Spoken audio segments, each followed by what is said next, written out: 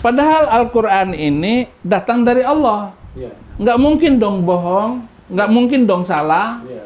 Maka interval waktu antara Alkitab dengan Al-Quran 600 tahun baru muncul Al-Quran. Lalu mengatakan Al-Quran yang terakhir ini datang bahwa nama dia sudah ditulis di dalam Alkitab. Gitu. Berdasarkan ayat ini. Gitu. Nah, saya melakukan pembuktian. Saya masuk Kristen. Nggak ada satu ayat pun. Ada tanda-tanda dan ciri-ciri Nabi Muhammad di dalam Alkitab. Nah, Ustadz siapa yang ngomong kayak begitu, Pak? Hampir semua, khususnya si Kainama, Pak. Datang dia akan tersungkur. Ya. Ketemu saya. Ahmad Kainama, siapa lagi? Ya, Abdus Somad juga, Abdus Somad juga, Pak. Gini saja Ustadz Abdus Somad, nggak usah lah nyinggung-nyinggung Alkitab. Kita fikih aja bagaimana sholat, bagaimana wudhu, begitu aja. Nggak usah nyari-nyari perkara. Nanti yang jawab Saifuddin Ibrahim, wah sudah nggak enak dengarnya gitu Pak Ustadz. Jadi begitu. Jadi tidak ada nama Nabi Muhammad ataupun kata-kata yang memungkinkan bahwa itu tanda-tanda Nabi Muhammad, ciri-cirinya tidak ada. Saya berani bersumpah dan seluruh keilmuan saya pertaruhkan untuk itu. Dan kekristenan saya ya jangan ditanya lagi, begitu. Oleh karena itu kita lihat, Abdus Somad bilang bahwa Ulangan 18 ayat 18 itu adalah untuk Nabi Muhammad. Tidak ada satu ayat pun yang serupa dengan Musa. Bukan masalah perang, tetapi kesamaan ciri-ciri. Satu, Isa Al-Masih, satu turunan dari garis Ishak. Jadi Yesus dengan Musa sama. Musa Bani Israel, Yesus dari Bani Israel. Nah, Yesus melakukan mukjizat-mukjizat besar. Musa membelah laut, gitu. Bukan membelah bulan. Membelah laut itu ada fungsinya. Kalau membelah bulan, apa gunanya? Itu yang harus diperhatikan, saudara-saudara. Nah, sekarang kita lihat Alkitab. Mazmur 147 ayat 19 dan 20. Ia memberitakan firman-Nya kepada Yakub, ketetapan-ketetapannya dan hukum-hukumnya kepada Israel. Ia tidak berbuat demikian kepada segala bangsa, dan hukum-hukumnya tidak mereka kenal. Allah tidak pernah memberikan semacam itu firman-Nya kepada bangsa-bangsa, dan mereka tidak mengenalnya. Hanya diberikan kepada Israel. Dan firman Tuhan itu, Yesaya 2, ayat 2 dan 3. Akan terjadi pada hari-hari yang terakhir, gunung tempat rumah Tuhan akan berdiri tegak di hulu gunung-gunung dan menjulang tinggi di atas bukit-bukit. Segala bangsa akan berduyun-duyun ke sana, dan banyak suku bangsa akan pergi serta berkata, "Mari kita naik ke gunung Tuhan, ke rumah Allah Yakub, supaya Ia mengajar kita tentang jalan-jalannya, dan supaya kita berjalan menempuhnya. Sebab dari Sion akan keluar pengajaran dan firman Tuhan dari Yerusalem." Akan terjadi hari-hari yang terakhir. Fenomena terakhir, kata Bapak tadi. Akan terjadi sekarang ini. Orang akan berduyun-duyun mencari pengajaran itu. Itu naik ke gunung Tuhan. Naik ke gunung Tuhan itu memuliakan Tuhan dengan roh dan kebenaran. Dan dia mulai sadar bahwa hidup di dunia ini yang tidak ada gunanya. Nggak perkasa lagi. Kita akan perkasa karena firman Tuhan. Dan kita akan mengikuti pengajaran. Sebab firman Tuhan datang dari Yerusalem. Tidak datang dari Gunung Sindur. Tidak datang dari Gunung Bromo, datangnya dari Yerusalem. Kota keselamatan, kota kedamaian. Orang hidup damai di kota itu. Firman Tuhan datang dari kedamaian, bukan keributan. Yesus tidak pernah bawa pedang, jangankan pedang, pisau dapur saja nggak pernah dibawa untuk nakutin orang. Amin. Ada ustaz bilang, itu Yesus bawa pedang. Baca pakai otak. Jangan pakai emosi. Iya, iya. Hanya karena ingin ngelawan omongan saya, Saifuddin Ibrahim ngawur, ini ayatnya Yesus bawa pedang. Baca lagi. Iya, Yesus nggak pernah bawa pedang. iya. Baca dulu Ustadz. Mu'alaf. Bukan alap-alap, mu'alaf. Ya.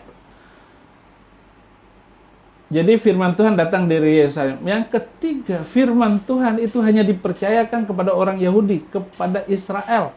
Roma 3 ayat 1 dan 2. Jika demikian, apakah kelebihan orang Yahudi dan apakah gunanya sunat? Banyak sekali dan di dalam segala hal. Pertama-tama, sebab kepada merekalah dipercayakan firman Allah. Hanya Yahudi yang dipercayakan firman Allah. Mana ada kepada bangsa lain? Tidak ada. Kalau ada, saya ikut lagi agama itu. Saya masuk dengan tulus dan murni hati dan tidak dipengaruhi oleh siapapun. Sama ketika saya masuk Kristen, tidak ada yang mempengaruhi saya. Tetapi luar biasa firman ini yang membuat saya terpukau dan terpesona dengan keindahan, kebaikan, kasih yang datang dari orang Yahudi. Amin. Itu Yesus Kristus. Haleluya. Yohanes 4 ayat 22. Kamu menyembah apa yang tidak kamu kenal. Kamu menyembah apa yang kami kenal, sebab keselamatan datang dari bangsa Yahudi. Keselamatan datang dari bangsa Yahudi. Enggak bisa datang dari... Bapak asli mana, Pak? Sulawesi. Saya juga sudah ke Sulawesi. Sudah ke Sulawesi. Ya, enggak datang dari Sulawesi. Sudah harga mati ya Pak ya? Bangsa Yahudi ya? Yahudi datang keselamatan. Bangsa lain datangnya kecelakaan. Itu, celaka melulu. Tetapi Yahudi mengajarkan yang luar biasa. Yang bikin lampu sorot ini Yahudi. Thomas Edison. Yang membuat laptop Yahudi. Yang bikin apa? Yahudi. Bikin pesawat terbang Yahudi. Lah kalau nggak ada Yahudi yang bikin pesawat terbang, naik haji pakai onta. Nggak bisa. Jadi Yahudi datang keselamatan dari segi dunia saja. Amin. Yang bikin HP, yang bikin Facebook, Yahudi semua. WA, Yahudi. Yang menemukan WiFi, Yahudi. Wanita lagi. Gitu. Bukan menemukan kucing. Kalau kucing mah sudah ada dari dulu. Jadi keselamatan datang dari bangsa Yahudi. Nah, inilah yang saya perhatikan yang luar biasa dari firman Tuhan ini.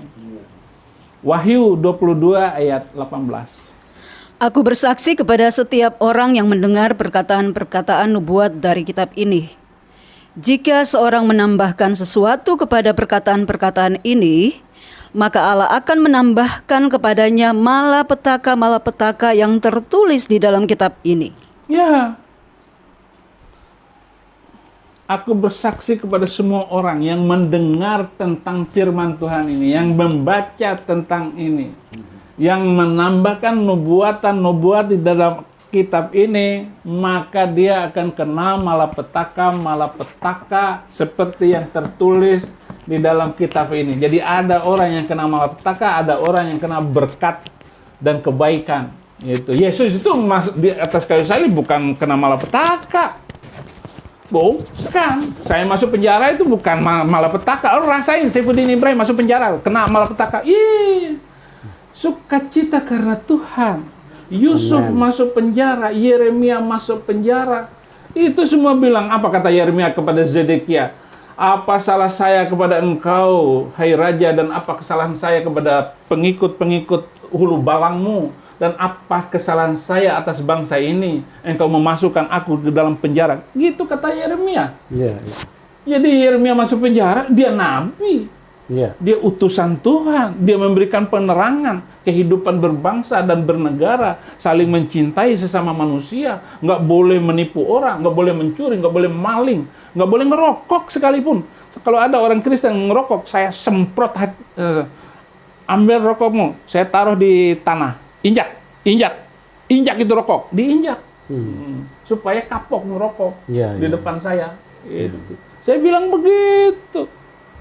Saya merokok aja enggak.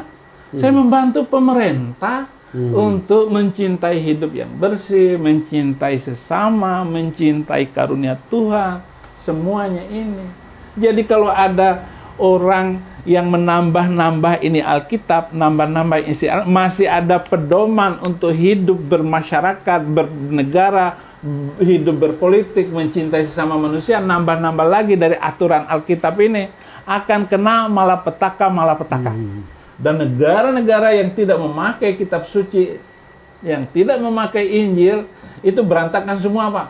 Iya. Itu ada yang lari ke Syria, orang Syria lari ke Amerika, ke Eropa, ke Australia, kabur semuanya. Bukan 1-2 orang kabur, Banyak. bukan 1000, berjuta-juta, berlaksa-laksa.